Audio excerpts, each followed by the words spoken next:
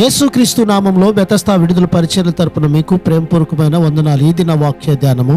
యెహోవా జీవము గలవాడు, నా ఆశ్రయ దుర్గమైన వాడు, స్తోత్రార్హుడు. కీర్తనల గ్రంథం 18వ అధ్యాయం 46వ వచనం. తన జీవితంలో తనకు కలిగిన విజయాలు, కార్యసిద్ధి తన వల్లే అని చెప్పుకునే ఉద్దేశం దావీదుకి అంత మాత్రం లేనే లేదు. తన జీవితం ప్రారంభం నుండి అంతం వరకు జరిగినవన్నీ దేవుని వల్ల మాత్రమే జరిగాయని దావీదుకి తెలుసు. మనకు కూడా లోకం పైన, సాతాను పైన విజయం లభించాలి అంటే దేవుని పైనే మనం సంపూర్ణమైన నమ్మకం ఉంచాలి. రోమీయులకు రాసిన పత్రిక 8వ అధ్యాయం 37వ వచనం ప్రకారం, అయినను మనలను ప్రేమించిన వాని ద్వారా మనము వీటన్నిటిలో అత్యధిక విజయము పొందుచూ ఉన్నాము. ఈ దిన వాక్యాన్ని బట్టి దేవునిలో జీవం ఉన్నది.